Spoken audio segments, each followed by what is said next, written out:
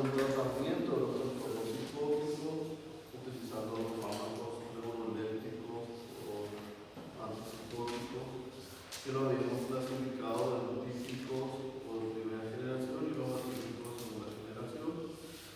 Habíamos visto los principales efectos adversos, algunos más característicos de ciertos tipos de medicamentos y otros que se presentan más de forma general. Vimos la diferencia entre los típicos y atípicos. También hablamos un poquitito de cómo se trata.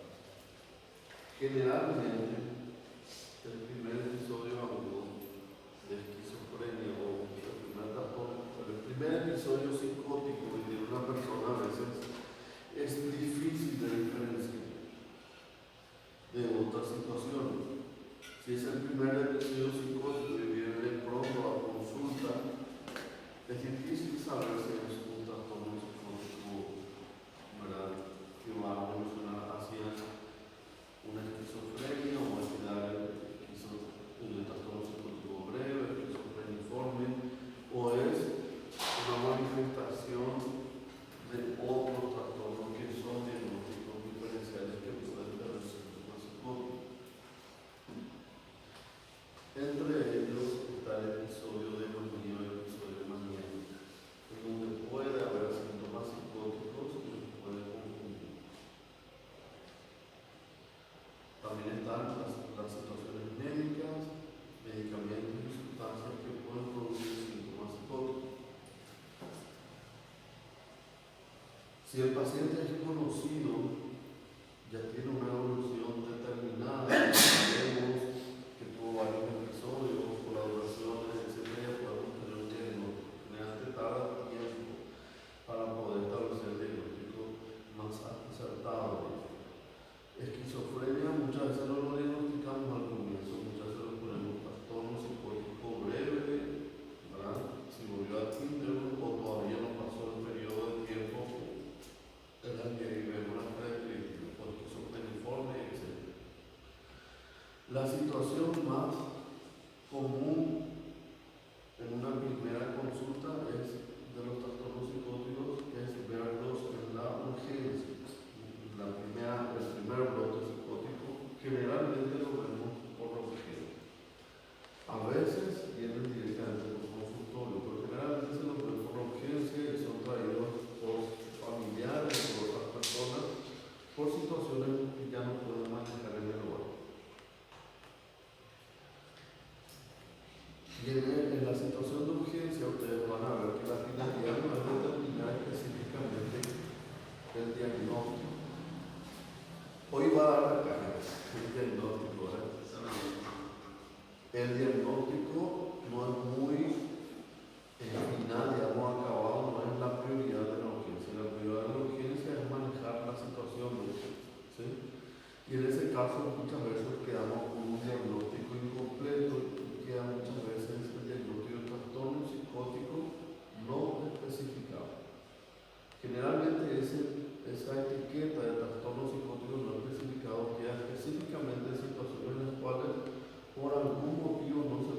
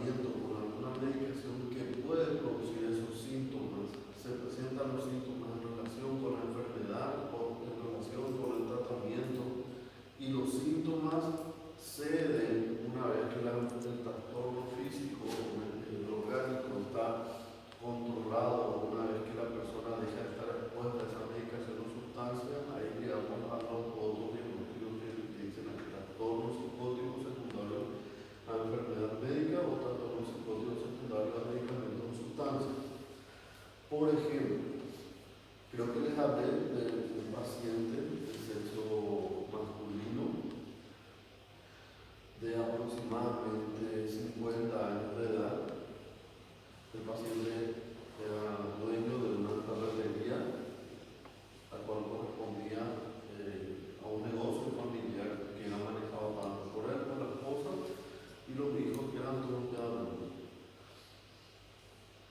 Empezó a tener un comportamiento diferente un tiempo en donde le decía a su esposo, le reclamaba a su esposa de que probablemente tenía otra pareja, tenía ideas de que lo típico. También empezó a estar más retraído, desinformado, parecía no tener ganas, de estar acostado, los fines de semana. Este señor tenía un antecedente clínico de enfermedad de Parkinson y estaba en tratamiento con medicamentos antiparkinsonistas para el efecto. ¿Qué pasó? ¿Qué sucedió? Este señor en un brote psicótico le atacó al jardinero, un jardinero que suele trabajar con la familia y en su mente tenía la idea de que era la pareja de su esposa. Y mientras estaba trabajando el jardinero se fue con un cuchillo y trató de apuñalarlo. Llegó a herirlo, pero el jardinero logró escapar. Él en su cabeza tenía la idea que toda su familia estaba al tanto del hecho de que le encubrían algo. El jardinero logró escaparse, este señor en su pensamiento tuvo la idea de que la policía le iba a llevar preso y se iba a matar definitivamente preso. Así que en ese momento decidió autoeliminarse. Se fue, ingresó en la ferretería y ingirió sustancias cáusticas. Fue llevado a la urgencia por los familiares, la persona probablemente se salvó, ¿sí? De suerte, quizás por la cantidad de sustancias que no era muy extensa, o se intervino rápidamente, pero por suerte lo hizo mediante y hasta ahí llegó. Estando él internado en un hospital, me llaman para que yo le evalúe. Este paciente está en el hospital totalmente duro. Tiene una distonía aguda increíble. Lo único que hacía era temblar y estar duro. Y no hablaba. Cuando hablé con familiares, ellos me habían explicado la situación, de cómo ocurrió, cómo fue que llegó a esa situación y cómo él estuvo previamente. Cuando dio la medicación, veo que el señor estaba con ampollas de haloperidol cada 12 horas. El haloperidol es tipo antipsicótico.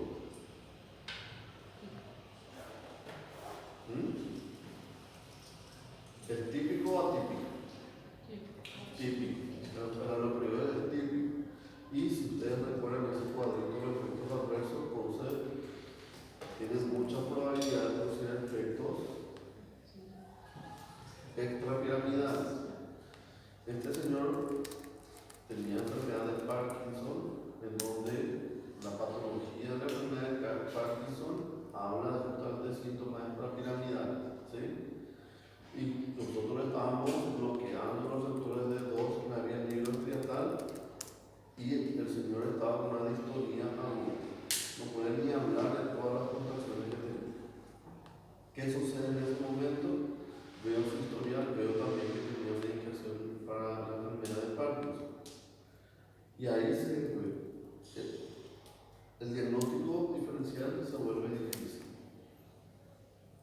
Es un trastorno psicótico secundario a la enfermedad de Parkinson. Es un trastorno psicótico secundario a los medicamentos que se utilizan para tratar la enfermedad de Parkinson, porque también puede producir síntomas psicóticos. O es un trastorno psicótico primario. En ese momento no importa. En ese momento lo que hay que hacer es solucionar. Generalmente cuando hay enfermedades orgánicas, muchas veces hay una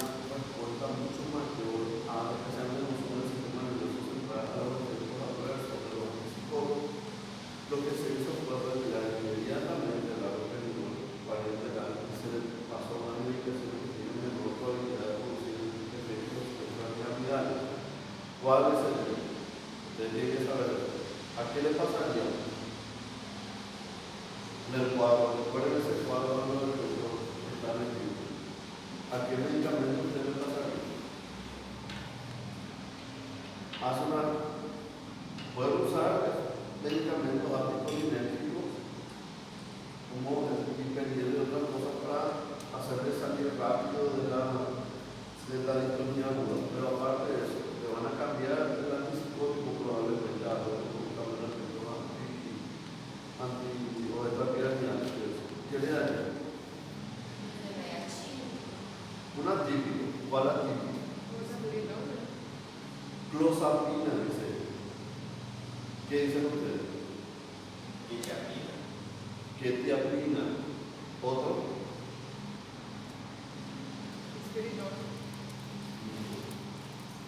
Bueno, ¿quién dijo clozapina? ¿Quién dijo quetiapina? ¿Vos? Los dos podemos utilizar. Podemos utilizar clozapina si está disponible, que es el que prácticamente no tiene efecto de terminalidades, sería lo ideal. Clozapina. Y el otro medicamento que también está especialmente indicado para las personas que tienen enfermedad del Parkinson, son síntomas mentales del tipo psicótico, es la quetiapina. Si no se consigue clozapina. La clozapina tiene efectos adversos bastante delicados y tiene una forma de dosificar y muchas veces no está disponible. Muchas veces se utiliza entonces quetiapina porque es más fácilmente accesible, no necesita un tiempo de titulación largo y las dosis generalmente responden de la enfermedad de Parkinson son dosis bajas, no necesita dosis altas. No es una esquizofrenia resistente o otra cosa, es una situación la que utilizamos para disminuir los riesgos de hiperplatinamia. En ese caso son solo quetiapina 50 miligramos. Primero 25, después se subió a 50 miligramos y con eso el paciente tuvo una muy buena respuesta. Tanto se pudo controlar los síntomas motores de la enfermedad de Parkinson y se pudo controlar los síntomas psicóticos. Se le agregó un antidepresivo porque se controla el síntoma depresivo también. Bueno, entonces esa es una situación difícil de determinar cuáles de los factores son. Es únicamente la evolución, lo más probable es que sea la propia enfermedad de Parkinson, porque si no tiene una larga evolución de la enfermedad, un diagnóstico hace mucho tiempo había abandonado su medicación antiparkinsoniana, después se le volvió a instaurar la medicación y ahí empezaron a hacer los síntomas psicóticos. Pero se identificó que los síntomas simplemente empeoraron una vez que se pudo entrevistar al paciente, se vio que había síntomas prodrómicos mucho antes de la medicación. Entonces simplemente la medicación lo que hizo fue exacerbar los síntomas psicóticos. Con el tratamiento adecuado el paciente se mantuvo estable. Bueno, esos son casos comunicados por ejemplo. Se puede usar una olanzapina, pero otra vez quetiapina tiene mejor otra vez. ¿Sí? Nosotros vamos a usar una disponibilidad, nosotros vamos a olanzapina, pues también tiene menos riesgo que la alopectol de hiperplatinamia. Lo que más está estudiado es quetiapina y clozapina como para el tratamiento de síntomas psicóticos de enfermedad de Parkinson. Bueno, es un ejemplo de cómo puede ser complicado el diagnóstico de un paciente. ¿Sí? Ahora tengan en cuenta de que vamos sumando, por eso hay que tratar de diferenciar bien las características de cada uno de los factores. Y hoy vamos a agregar algo más, que también puede tener síntomas psicóticos. Ya vimos que en la esquizofrenia y trastornos relacionados los síntomas psicóticos son el eje diagnóstico. Después vimos que en el trastorno depresivo mayor hay una forma del trastorno depresivo mayor grave. Hay una forma que puede presentar síntomas psicóticos, ¿sí? Que puede tener ideas delirantes, alucinaciones, etc. Y creo que les hablé de un caso de ese tipo. No sé si les digo de que me llegaron un ejemplo de depresión con síntomas psicóticos. de este señor Guarón también, que tenía días terminantes congruentes de todo su estado de ánimo. Él empezó a tener tristeza, ánimo decaído, de anedonia o pérdida de interés en actividades, pérdida de disfrute de las cuestiones que le eran satisfactorias. Llegó a tener ideación suicida. Llegó a cumplir los criterios, pero después llegó a punto de... Hoy está todo a uno ruido. Bueno, este señor llegó a un punto en donde la familia le trajo porque dejó de alimentarse y no se levantaba más de la cama. Vamos a esperar un rato, porque si no, no van a escuchar. Le habían traído porque este señor dejó de alimentarse, no se levantaba más de la cama. Nosotros lo llamamos tendencia a la clinofilia. O sea, la persona no tiene la energía de levantarse de su habitación. Cuando se le llevó a la urgencia, el paciente no hablaba, parecía inclusive próximo a un estado de catatonía. No tenía los síntomas de catatonía, pero se le empezó el tratamiento y cuando empezó a verbalizar, encontramos que tenía también ideas delirantes. Las ideas delirantes eran congruentes con su estado de ánimo. Sus ideas delirantes eran de ruina, porque él decía que había perdido todo, que su negocio, sus posesiones, todo se le habían arrebatado porque él había hecho malas inversiones y destruyó su negocio y todo se quedó en la ruina, cosa que no era así. Él cuando se quedó en la cama y empezó a tener síntomas depresivos y dejó de atender su negocio, sus hijos se hicieron cargo y el negocio continuó sin problemas. Pero él tenía la idea de que todo estaba perdido, de que sus hijos iban a pasar hambre, ya en edad inclusive, y que su familia iba a sufrir las consecuencias de sus malas decisiones. Y también tenía otro tipo de síntomas de idea delirante, que era un tipo de idea delirante nihilista. Tiene un nombre específico eso, y ese les voy a dar de tarea. ¿Cómo se llama? Una persona que piensa que está muerta, que sus órganos se están descomponiendo. Él decía que su cuerpo no tenía más órganos, estaba hueco, que se habían descompuesto y que él ya no existía, que él ya estaba muerto, que solamente era una carcasa, que ya no era él. Y esa idea delirante, ¿verdad?, están dentro de un trastorno depresivo mayor. El tratamiento es para la depresión y se puede agregar antipsicóticos. Después el paciente salió de su estado depresivo, terminaron las ideas delirantes y estuvo bien. Entonces, ¿qué es lo que le estoy queriendo decir? Es que los síntomas muchas veces son transdiagnósticos, es decir, se presentan en más de un proceso o trastorno mental. No es que las alucinaciones son exclusivas de la esquizofrenia y no relacionadas. Alucinaciones, ideas delirantes, como encontrar los casos posibles.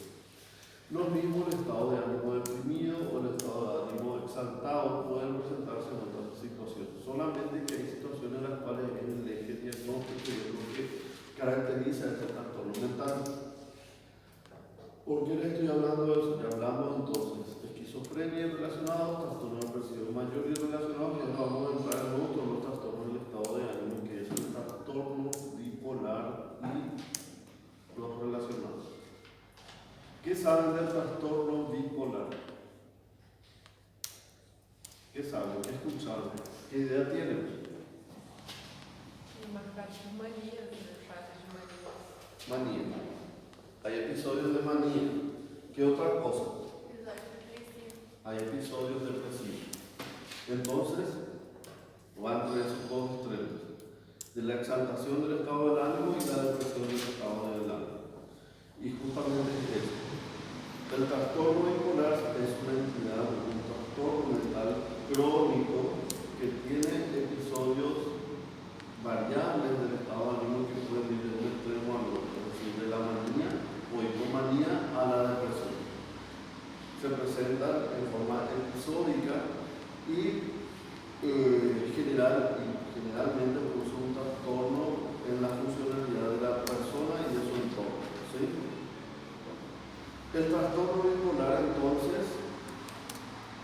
está dentro de los trastornos del estado del ánimo. Habíamos visto en la primera clase cuando hablamos de los problemas mentales que la depresión y la ansiedad eran los más frecuentes. ¿Sí?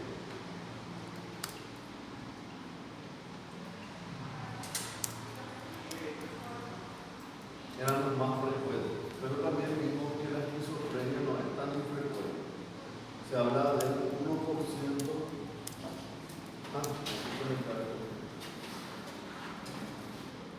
Se habla del 1% de la población general, ¿verdad?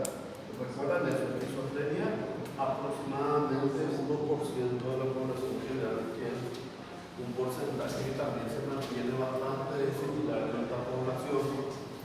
Habíamos recordado que la esquizofrenia se presentaba por igual en hombres y en mujeres, pero que el pronóstico era diferente en la esquizofrenia, era peor pronóstico en el varón y mejor pronóstico en la mujer. Y había ciertas características de buen y mal pronóstico. En la depresión también vimos que tiene un porcentaje interesante, pero ahí había un predominio que hicieron la mujer. Ahora vamos a ver el trastorno bipolar también.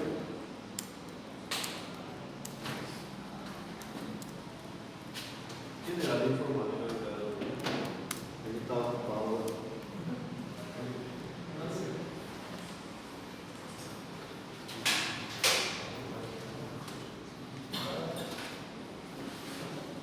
Parece que cada vez está peor este equipo.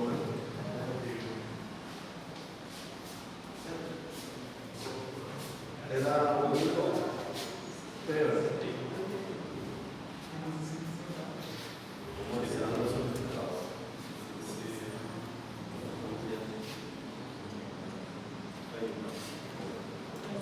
Y ahora, para sacar la presentación,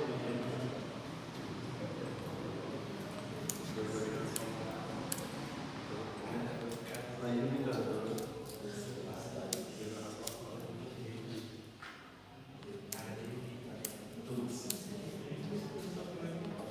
No veo dónde está mi hijo.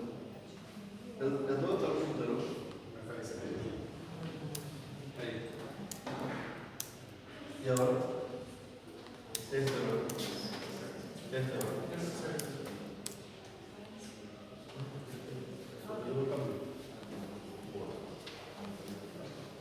esto ya vimos el concepto, ¿verdad? En una evolución crónica hay una alteración de la regulación del estado de ánimo, tiene un curso recurrente, episódico, y puede tener episodios de exaltación o episodios depresivos. Y los episodios de exaltación pueden llegar a la manía o hipomanía, y esto es importante.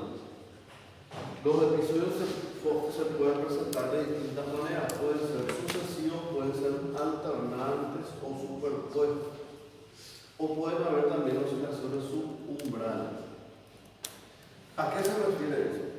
Una persona puede haber tenido un episodio depresivo mayor, volver a tener después un episodio depresivo mayor y después un episodio de manía. ¿Sí?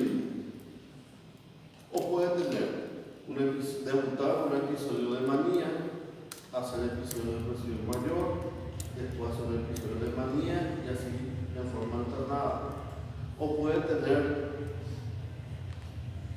4 o 5 episodios depresivos mayores y haber hecho un episodio de manía y después simplemente seguir haciendo para episodios depresivos mayores. ¿Sí?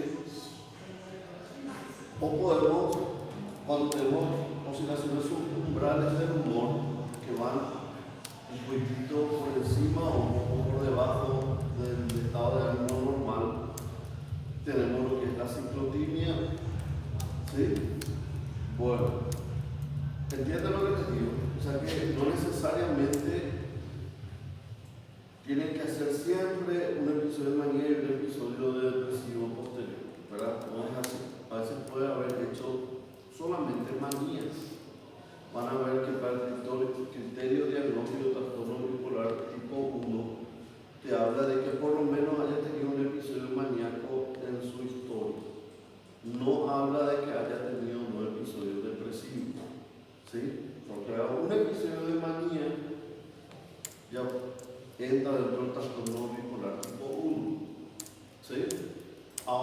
para el trastorno bipolar tipo 2 vamos a ver que requiere por lo menos un episodio de hipomanía y un episodio depresivo en su historial.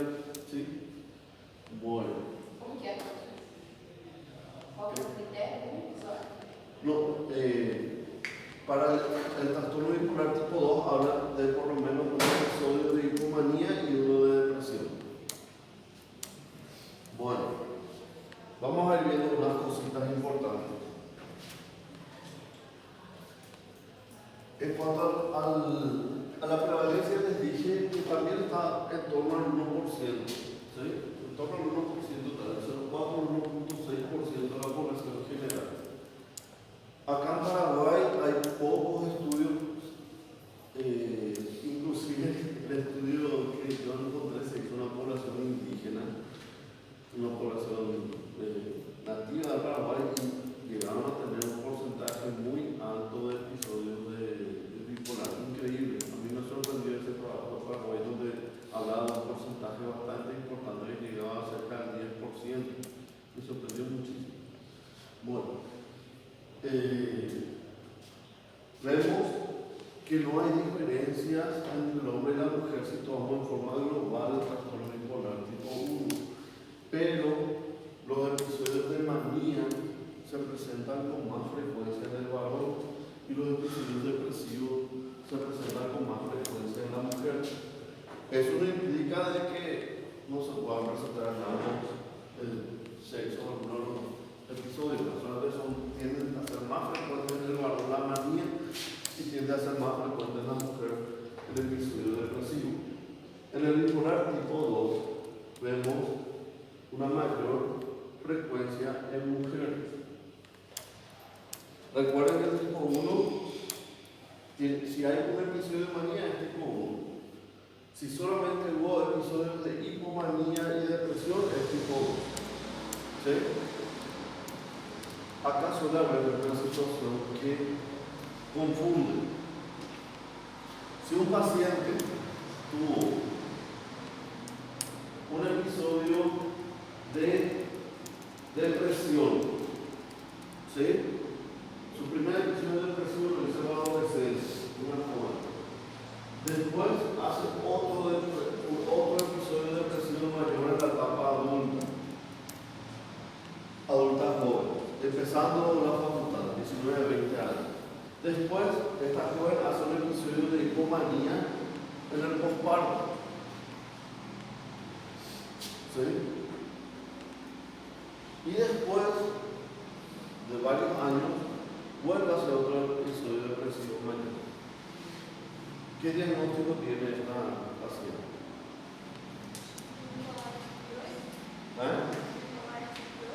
Bipolar tipo 2 hasta ahora, ¿verdad? Pero a los 35 años hace un episodio de manía franca con síntomas psicóticos. ¿Qué diagnóstico tiene esta paciente? ¿Sigue siendo bipolar tipo 2? ¿Es bipolar tipo 1? ¿Qué es? ¿Cómo? ¿Tipo 2? No. Porque ya hizo un episodio de manía.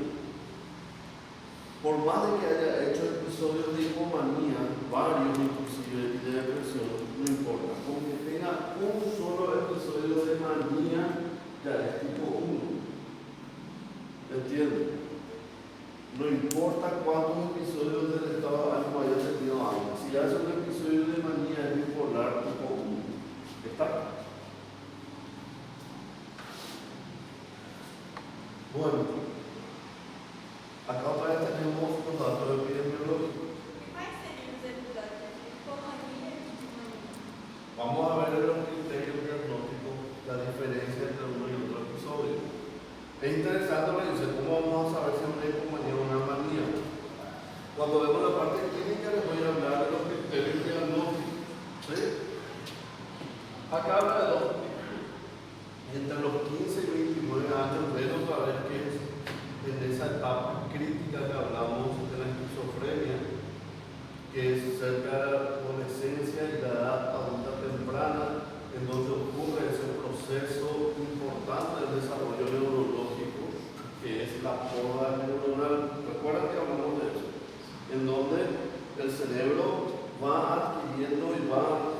reforzando ciertas uniones neuronales, ¿verdad? Y va descartando otras. Vemos también que hay un segundo pico entre los 20 a 40 años, pero es raro su inicio por encima de los 50. Recuerdan también que eso pasaba con la esquizofrenia. Era muy raro que una persona mayor de 60 años, un adulto mayor, haga un primer episodio de esquizofrenia. Se piensa más en otras cosas. La tasa de suicidio oscila entre el 10 y el 20%. Imagínense, es algo. Uno o dos de cada 100 pacientes con trastorno bipolar llega a suicidarse. Pero es mayor cuando tenemos un episodio mixto. Vamos a ver qué es un episodio mixto. Y generalmente es mayor en los primeros años de evolución de la enfermedad. Estos son datos muy importantes por los medios que uno tiene que tener cuando se evalúa. ¿Otro lugar? ¿Está aquí? No sé, realizando. Ahí está. Bueno, tengan en cuenta esto, ¿sí? Tengan en cuenta entonces estas cosas, pero voy a preguntar alguna de estas cosas sí o sí. Incidencia del trastorno bipolar tipo 1 es igual en ambos sexos, tipo 2 más frecuente en mujeres. Episodios depresivos se presentan más frecuentemente en las mujeres bipolares, tienen más episodios depresivos, y los varones en frecuencia tienen más episodios de manía. Y los episodios mixtos, que es una mezcla donde hay síntomas tanto de exaltación como síntomas depresivos al mismo tiempo, es un episodio mixto. En esa situación, el riesgo de suicidio es mayor. Entre todos los tipos de episodios de un trastorno bipolar, el episodio mixto es el que mayor probabilidad tiene de quitarse la vida. Bueno, miren. ¿Cómo? El mixto, o sea, es que hay algunos datos que no eligieron predominio en la mujer, pero vamos a tomar eso mismo. Lo que tenemos que tener en cuenta del mixto es el aumento de la incidencia, o sea, el aumento de la probabilidad de suicidio. ¿Sí? Mas, professor, como que um paciente vai manifestar tipo, um exame de mania, mas não tem condições de fazer uma cirurgia? Pregunta a la compañera, ¿cómo es que una misma persona puede tener síntomas de manía y depresión? La mejor forma de explicarte es dar un ejemplo. ¿Sí? La mejor forma de explicarle es darle un ejemplo. Una joven de 23 años de edad, extraída por los familiares, ya tenía un diagnóstico de depresión mayor. Ya tuvo un episodio previo de depresión mayor. ¿Sí? Fue tratada, abandonó la medicación. También esta joven tenía un antecedente traumático importante de abuso sexual en la infancia, en la adolescencia. Esta joven vino en esa consulta y tenía estos síntomas. ¿Sí? Sentía mucha tristeza. ¿Sí? Tristeza. Eso a qué le corresponde. Depresión o manía. Depresión. Una tristeza que estaba todos los días. Todos los días sentía tristeza. Una tristeza profunda. Tenía pensamientos negativos relacionados con sí misma. Se sentía una persona que no valía nada, que no merecía el cuidado y el cariño de su familia. ¿Sí? Se sentía culpable por los problemas de su familia relacionados justamente con la situación de abuso que sufrió en la adolescencia. También también tenía ideación suicida. Hasta ahora parece todo depresión, ¿verdad? Pero al mismo tiempo, esta jovencita tenía un aumento de la energía, se sentía con mucha energía, había un aumento de la actividad dirigida a un objetivo, limpiaba su casa todo el día y noche, movía sus muebles, se cambiaba de ropa, había verborragia, hablaba mucho, era imposible contener su lenguaje, ¿sí? Tenía un lenguaje alto, de tono alto, parecía que gritaba, se maquillaba excesivamente, se vestía muy sensualmente, en el sentido usaba la ropa, la joven casada, se ponía, quería salir, farrear, pero al mismo tiempo tenía una tristeza profunda, se sentía con mucha energía, no dormía 1 a 3 horas y al día siguiente seguía a 1000 por hora. Le desesperaba a la gente.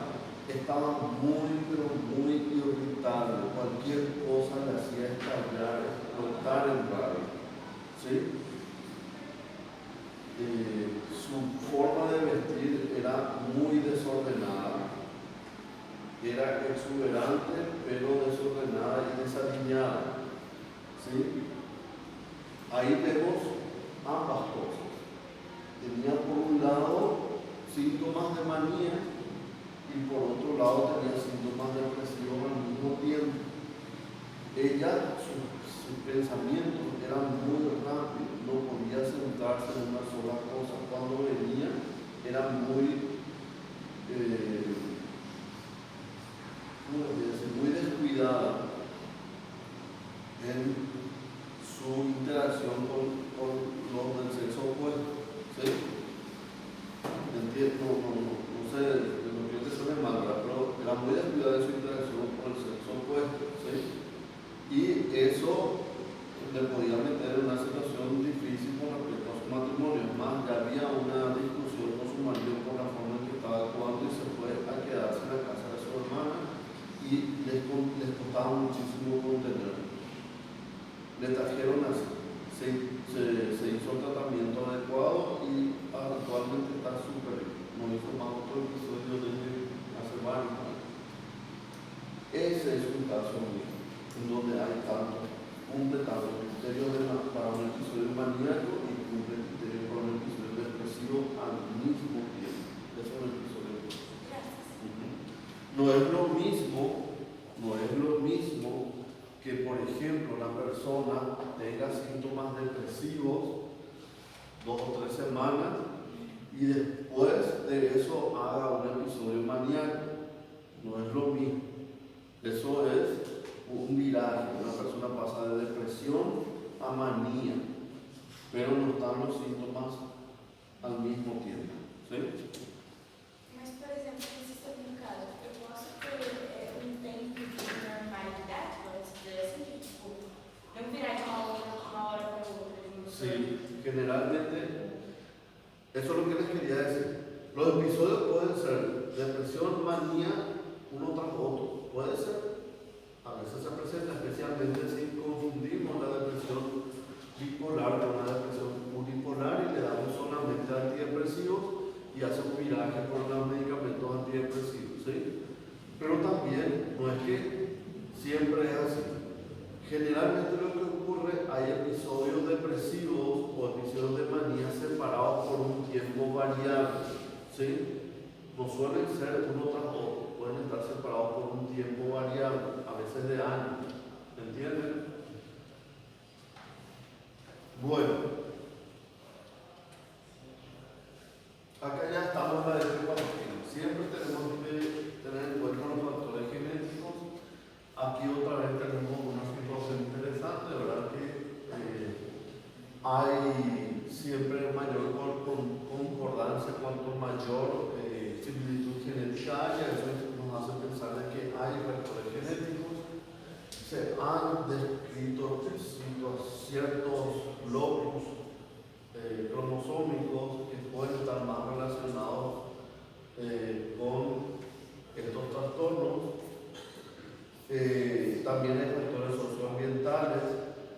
estresantes, abusos crónicos, violencia doméstica, abuso sexual, pérdidas o duelo. En el caso de esta joven, por ejemplo, hubo el antecedente de abuso sexual. ¿Sí?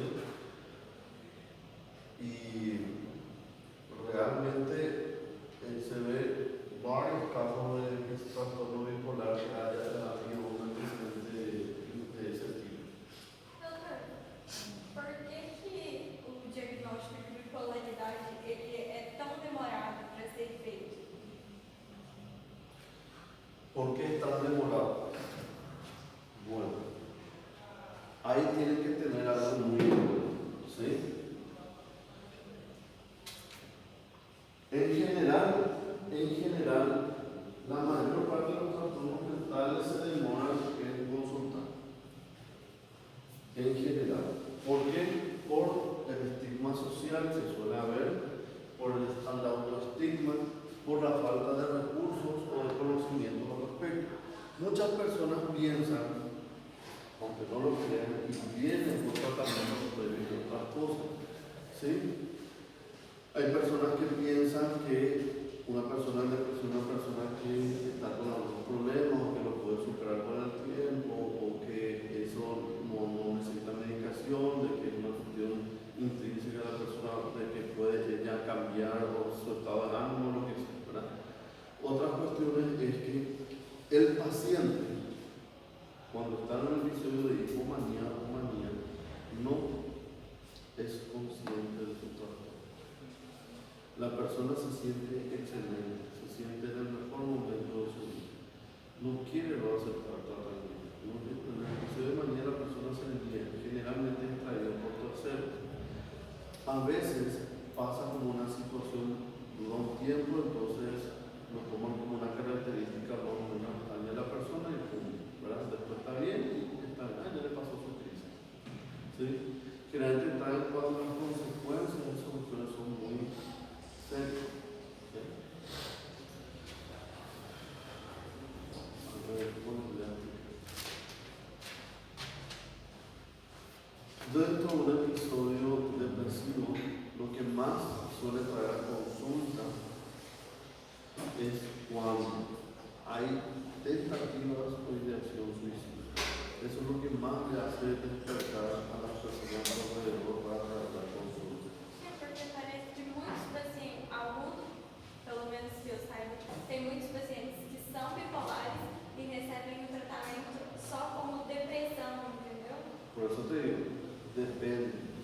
¿Por qué? Porque la persona cuando está en depresión se siente mal y es más probable que busque ayuda que cuando está en una hipomanía o en un estado de manía.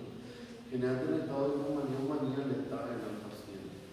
El familiar, el marido, los padres, ¿sí? Alguien le trae generalmente. El paciente en el episodio de manía se siente genial. Tiene su humor exaltado. ¿Sí? Se siente en el mejor momento de su vida. Siente que es el más inteligente, que es el más lindo, el más rico, que tiene más poder, etc. Se siente en su mejor momento. Siente que en ese momento es más productivo que nunca, pero realmente está haciendo un montón de trabajo en su vida. ¿Sí? No busca consulta generalmente en ese tipo de pacientes en un estado de manía. Generalmente la depresión lo que ellos no. Es más, ellos no se sienten exaltados, no suelen reconocer su humor excesivamente alto. Lo que suelen reconocer cuando uno habla es que duerme poco o que le cuesta concentrarse o que tiene mucha energía y hace muchas cosas, pero no se da cuenta generalmente que está excesivamente feliz de decir una palabra. Y hay que diferenciar otras situaciones que muchas personas le llaman bipolaridad, inclusive los mismos pacientes, que es la inestabilidad emocional que se da en otro tipo de pacientes, como por ejemplo los trastornos de personalidad, en donde los trastornos de personalidad puede haber una inestabilidad emocional, en donde la persona pasa de una emoción a otra de forma repentina o bajo estímulos muy pequeños, ¿sí? De la alegría, la rabia o la tristeza o viceversa. Generalmente ocurre en momentos, en minutos y en situaciones determinadas. Mire, los episodios de manía o depresión duran cierto tiempo. Van a ver que tienen criterios de duración, ¿verdad? Habíamos visto ya el episodio depresivo mayor que tiene que durar como mínimo.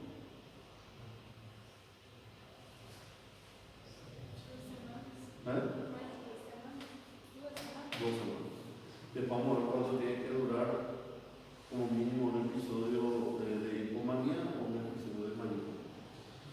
Recuerden que uno puede estar excesivamente, uno puede estar muy feliz antes de no tener. Por ejemplo, mucha gente tuvo referido de clasificó Paraguay para el mundial después del tanto, ¿verdad? Alguien puede estar muy feliz, termina la facultad de medicina y van a querer tirar la casa por la ventana, ¿verdad? Van a estar muy feliz. Pero algunos dicen, Dios mío, ¿y qué me metí? Ahí se dan cuenta de eso. Esse transtorno de personalidade que você deu o exemplo seria borderline? El límite tiene inestabilidad emocional. No es el único, pero el trastorno límite de personalidad, límite de los borderline, suele tener síntomas de inestabilidad emocional y muchas veces los mismos pacientes se escriben como bipolares y no son bipolares. ¿Sí? Después vamos a ver esa cuestión. Es un diagnóstico diferencial también. ¿Alguna preguntita más? Bueno, es súper interesante esto porque tiene muchas consecuencias. Acá están los episodios de depresión. Vamos a ver los síntomas primero, vamos a ver los criterios diagnósticos de depresión. Ven aquí, se parece en todo a una depresión normal, unipolar, ¿verdad? Ánimo decaído, la pérdida de interés o placer, que eran justamente los criterios principales de diagnóstico con la depresión, falta de energía, alteraciones del sueño, que puede ir dando hipohipersomnia, alteraciones del apetito y del peso. Recuerdan que habíamos visto estas mismas cosas cuando hablamos del episodio de depresión mayor unipolar. Ansiedad, que es bastante frecuente, la ansiedad dentro de los síntomas depresivos, dificultad para concentrarse, retardo psicomotor, agitación psicomotriz, puede ir en ambos extremos también, una visión negativa del mundo y de sí mismos y rumiaciones o pensamientos rumiativos de culpa, muerte o suicidio. Doutor, ele seria a falta de alguma substância? Qual que é o mecanismo para uma pessoa Bueno. ser bipolar? Eso íbamos a hablar en los próximos. Entre los factores biológicos, otra vez se le relaciona a las aminas biológicas. ¿Cuáles eran las aminas que vimos en la depresión? Hay varias posibles alteraciones, pero lo que más se utiliza para el tratamiento de otras cosas son las aminas biológicas. Y muchas veces, pero también hablamos de otros elementos de la depresión. Pero vamos a ver, ¿cuáles eran las aminas biológicas, las monoaminas que nosotros estábamos hablando en depresión?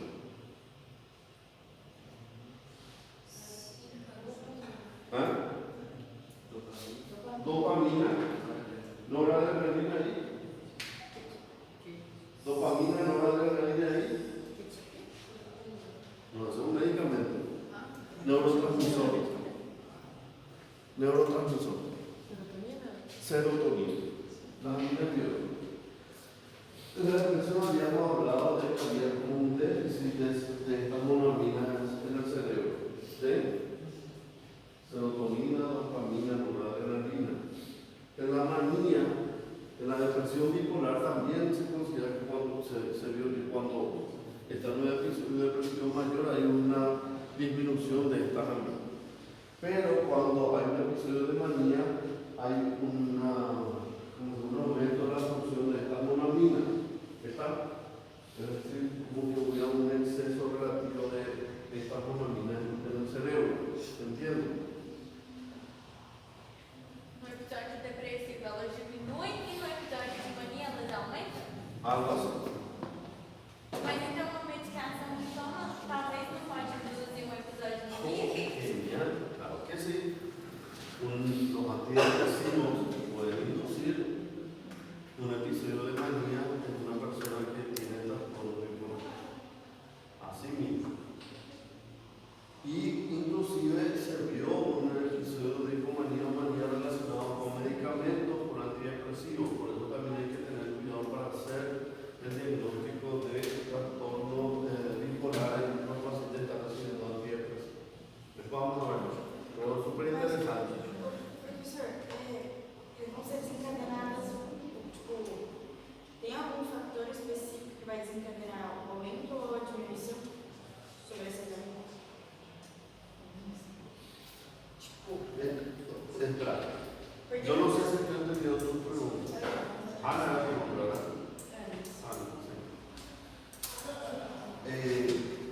acuérdense de esto, ¿verdad?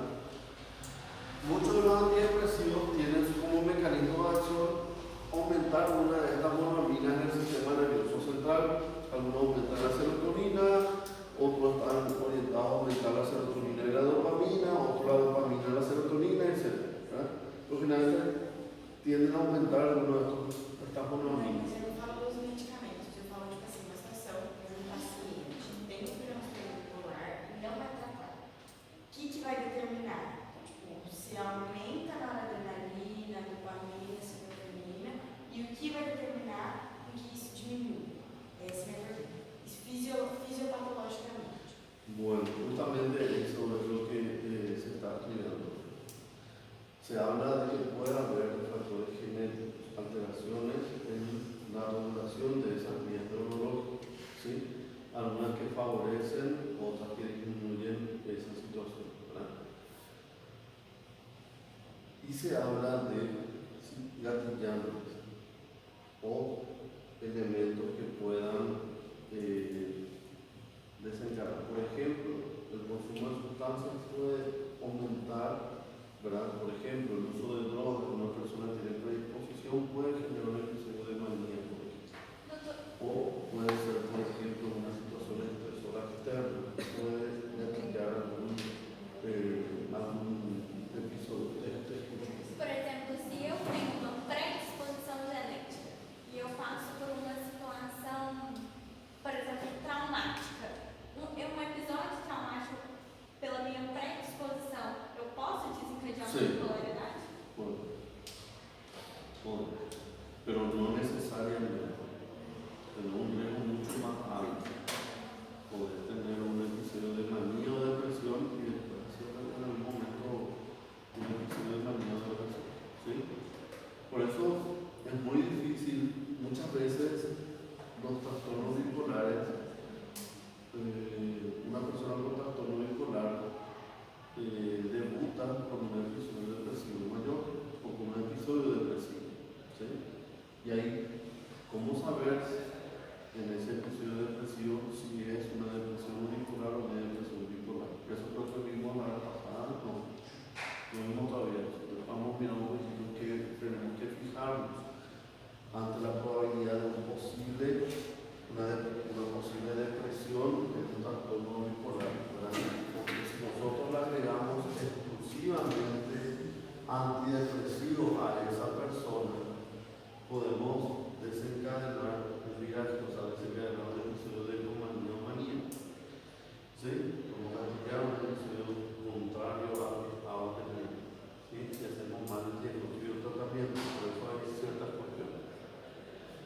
Por mais que eu tenha casos de depressão bipolar na família e eu desenvolvo outro tipo de depressão, com o tempo a minha depressão. Excelente la pregunta que hace. Ahí hay un factor. Si yo tengo primer grado, tu mamá, tu hermano, tu papá o alguna persona, ¿verdad? Tenés un riesgo muy alto de que tu episodio depresivo sea un episodio depresivo dentro del trastorno bipolar. Que vos estés debutando un trastorno bipolar. A vos, que yo tengo bien confirmado de que tenés 1, 2 o X cantidad de familiares con trastorno bipolar, a vos, yo no me voy a arriesgar, voy a ser muy cuidadoso en todo caso de utilizar antidepresivos. Las guías clínicas dicen de que si hay un familiar de primer grado o hay una carga genética importante demostrada, se le trata como si fuera una depresión bipolar. Se le pone sí o sí un estabilizante del humor y se trata de evitar antidepresivos. ¿Sí? ¿Entendés? O sea que, imagínate que vos me decís, yo tengo, mi mamá es bipolar, tiene un trastorno depresivo bipolar, ya está bien documentado que la mamá tiene trastorno bipolar.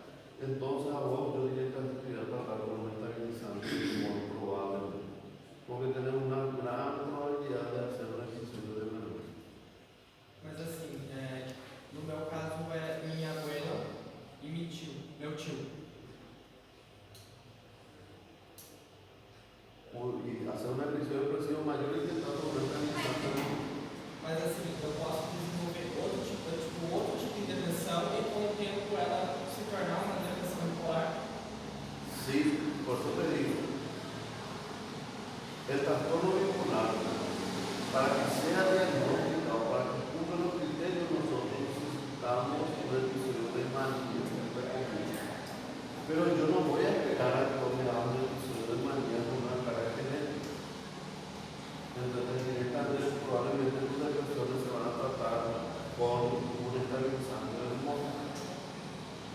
Y en algunas situaciones se puede pensar que se van a generar ¿entiendes? A veces las cosas no son tan claras. A veces las cosas no son así. Bueno, blanco y negro.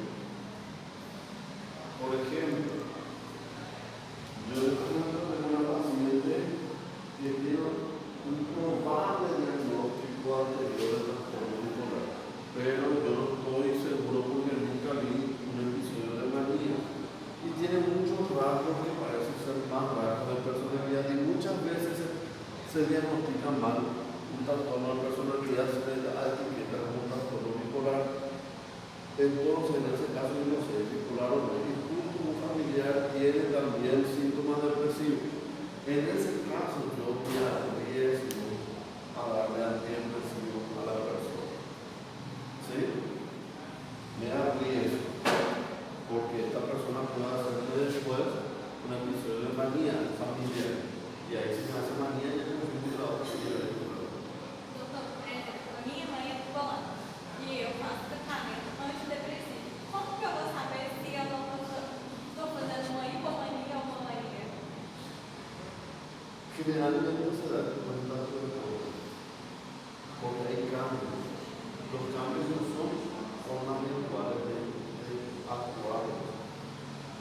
La persona se va a enfrentar con problemas de otra, está mucho más eufórica, con más Mas energía. essa mais energia ela não se dá através do medicamento antidepressivo, igual de aquela toxina? Por eso te digo, si es confirmadísimo, es un riesgo tratarse solo con la Ela faz tratamento já tem 10 anos de psicologia. ¿Qué? Minha mãe já faz 10 10 anos de años. psicologia. Pero te digo, es un riesgo, porque como puedo hacer un episodio de manía o hipomanía. ¿Verdad?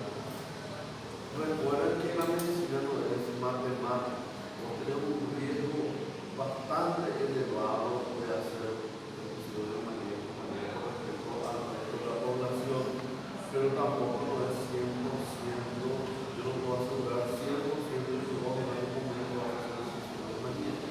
¿Entendés? Pero es un riesgo elevado, ¿sí? De hacer un episodio de manía que sea de un tratamiento antidepresivo, ¿sí? Y como ese riesgo es tan alto, generalmente se decide ya por tratar con un estabilizante, E não com antidepressivo. generalmente.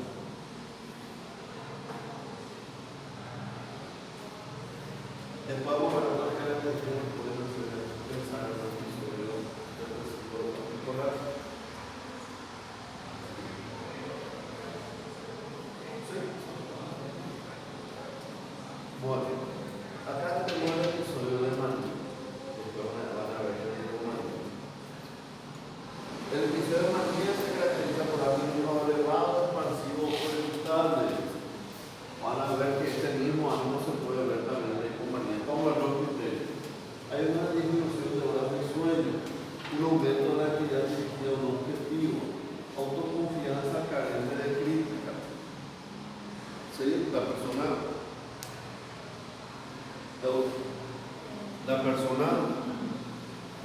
no se da cuenta, ¿sí?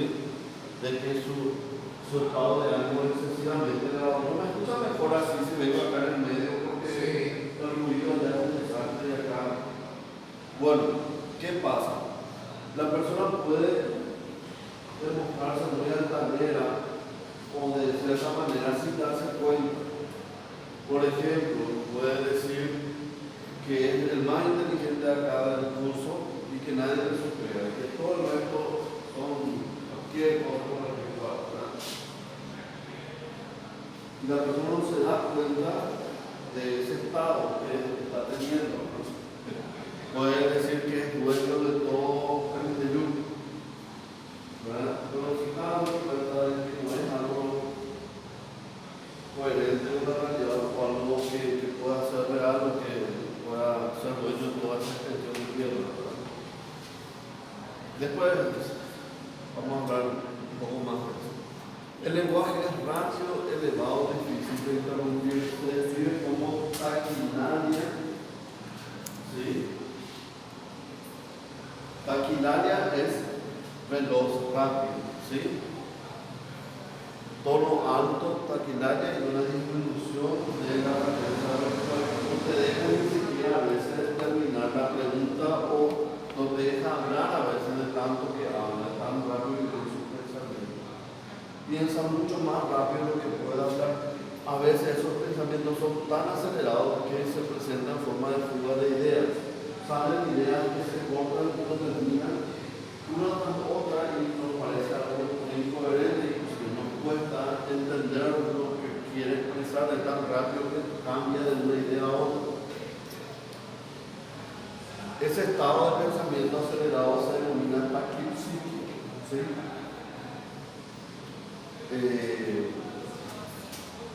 Incapacidad para ignorar los estímulos externos. Recuerden que ahí puede haber una hipercortex, puede estar muy atento acá, uno no extraña, puede haber también una paracortex y otras cuestiones, ¿verdad?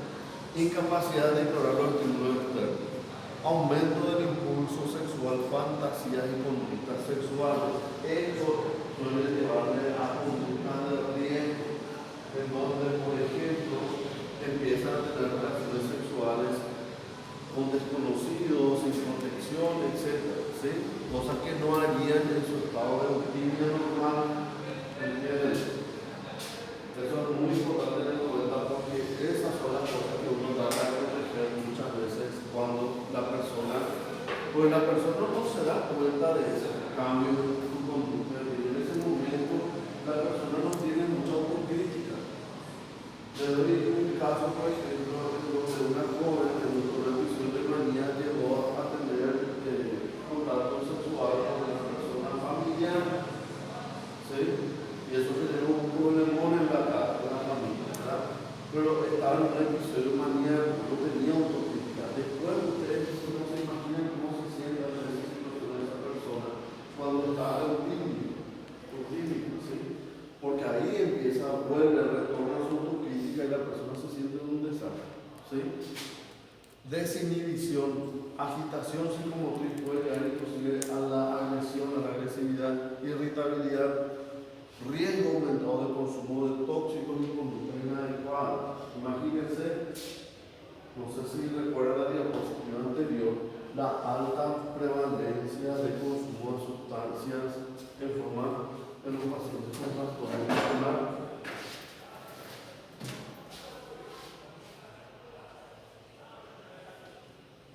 ¿Ven? 41% de las personas tienen algún consumo de sustancias ilícitas.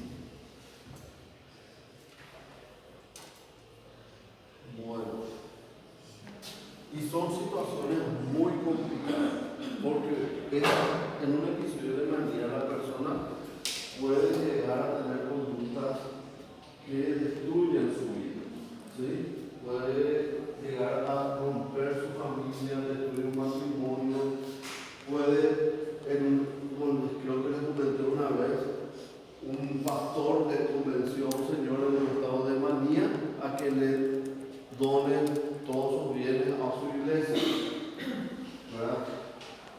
Son conductas que generan muchísimo perjuicio en estos tipos de pacientes y eso es lo que hay que evitar. Por eso es lo que muchas veces se le interna para justamente evitar el daño social que pueden ellos producirse. Pueden producir accidentes, conducir a altas velocidades o usar drogas, etc.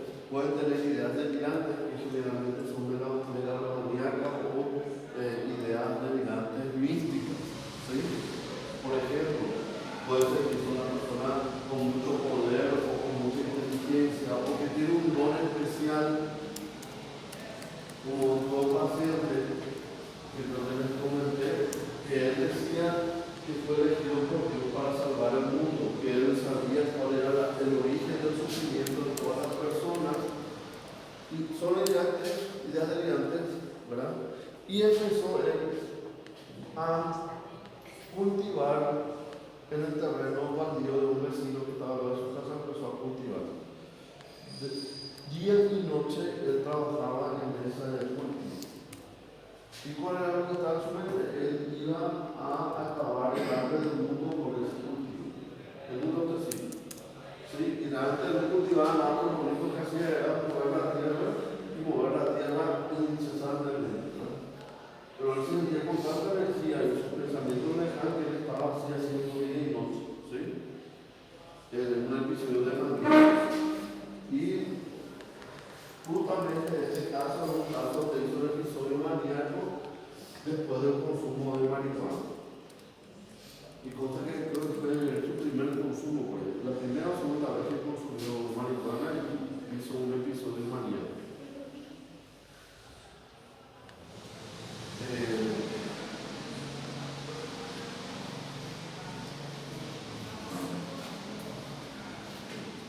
El episodio de hipomanía se parece mucho a la manía, pero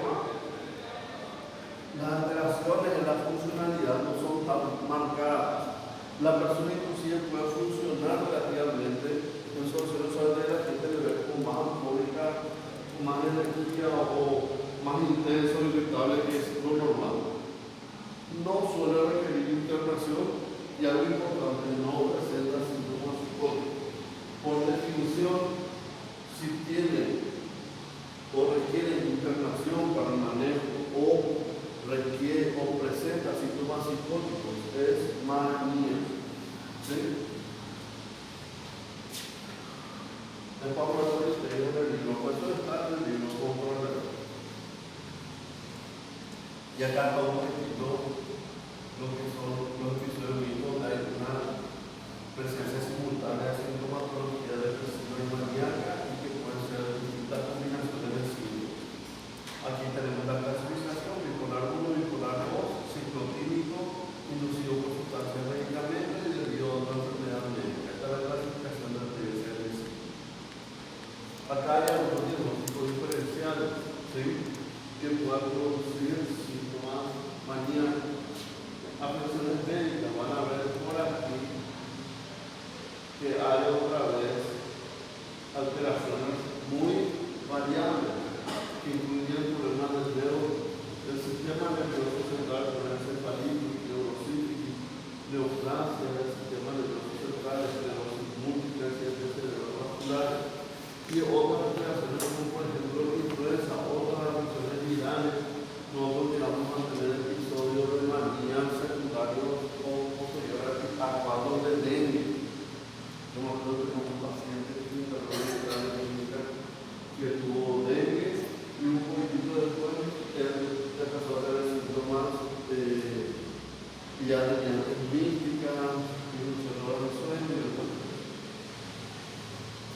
Lo que no pudimos determinar es si él estaba en una encefalitis o era un episodio bipolar porque él se retiró con otra conciencia de ayudar a los familiares de esta cosa. Esclerosis múltiple, van a ver muchas veces los trastornos mentales como una posible causa de descartar la esclerosis múltiple. Con medicamentos, vemos unos esteroides que también habíamos visto en la depresión y también habíamos visto los síntomas psicóticos, cocaína y los estimulantes. ¿Sí? Los estimulantes, tengan cuidado, ¿sí? Tengan cuidado con los estimulantes. ¿Sí?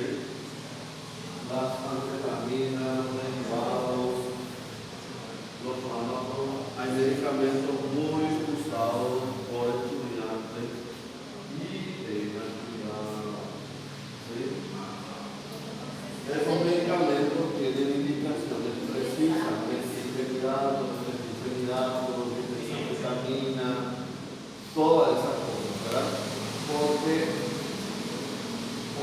tienen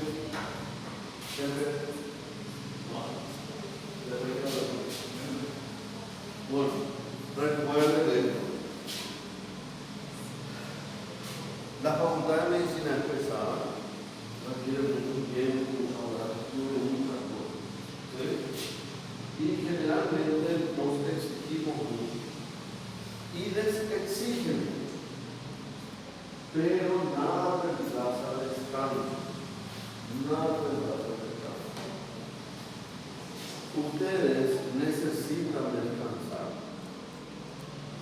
A veces no se puede con todo, pueden quitar 5 todas las materias. Bueno, vean lo que pueden hacer, no se exijan de más optimistas y recurrir a estimulantes, psicoestimulantes, que pueden ser drogas farmacológicas que se compran en farmacia o estas bebidas energizantes que tienen una cantidad enorme de cafeína y otros estimulantes para mantener el cerebro a la larga produce problemas. ¿Sí? Produce problemas. El cerebro necesita descansar. Doutor, e se tomar só na semana de prova e depois parar? Y si haces un episodio psicótico por tomar en la semana de prueba y te jodes la vida porque desarrollas un trastorno psicótico. Tô ferrado. Toda semana de prova eu vou na caixa. ¿Entiendes lo que te digo? ¿Usted entiende lo que te digo?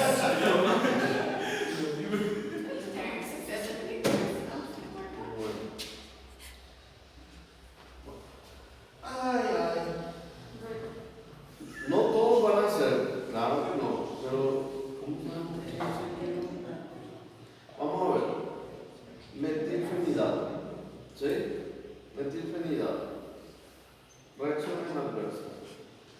Acaticia, que ya recuerdan que es agitación, agresividad, alopecia, alteraciones del humor, alucinaciones, anafilaxia y otras cosas más. Porque es la parte de cuestión mental más, desorientación, vamos a decir disinesia tardía, hiperactividad. Doutor, isso ela já veio de fora para cá, então não vai dar mais. ¿Cómo? Isso ela já tinha. No, Então ela tomando, não vai mudar. mira, pues yo les digo, Eu miren, vou responder, eu não vou chegar a seu nível, tá? no, miren, yo les digo porque es algo muy acostumbrado. Pueden producir hipertensión arterial, taquicardia, palpitaciones cardíacas y están descritos como efectos adversos frecuentes, ¿sí? Muy frecuentes: insomnio, nerviosismo, cefalea, frecuentes, mareo, somnolencia, disinesia tardía. La disinesia tardía no es muy calma. Hiperactividad, agresividad, estos son frecuentes, ¿sí? Frecuentes. Agresividad, agitación, ansiedad, depresión, irritabilidad, trastorno de la conducta, ¿sí? Poco frecuentes, pero pueden ser estables: psicosis, alucinaciones, sedaciones, tendencias suicidas, alucinaciones, alteraciones del humor, rabia, manía, desorientación, convulsiones, síndrome neuroléptico maligno, etcétera, etcétera, etcétera, etcétera. Y así vamos a tener un montón de cosas. Los medicamentos, yo conozco gente que comentaba, colegas, inclusive, que llegan a usar esas cosas. Llegan a tener pacientes que llegaban a usar y se los trastornos mentales. Llegué a tener pacientes que no dormían. Les digo, le enviaban tipo obligado a hacer tratamiento porque usaban este tipo de sustancias para aguantar su guardia y aguantar, y dormían 2 o 3 horas al día y seguían, y le bajaban, pero dosis que no se imaginan. ¿Por qué? Porque las personas, hay personas que se autoexigen mucho, no tienen que saber que tienen límites, ¿sí? Y la salud, nadie se vuelve tratado, ¿sabes? No importa lo que sea, nadie. Ustedes hacen un episodio psicótico de una esquizofrenia, con el lío que han desarrollado, como consumir sustancias, drogas, medicación, nadie les devuelve ese estado de salud. ¿Entienden? Tienen que ser conscientes con las cosas que utilizan, ¿sí? Porque es una ruleta. ¿Cuánto dijimos que era la probabilidad de hacer un trastorno esquizofrénico, una desarrollar esquizofrenia?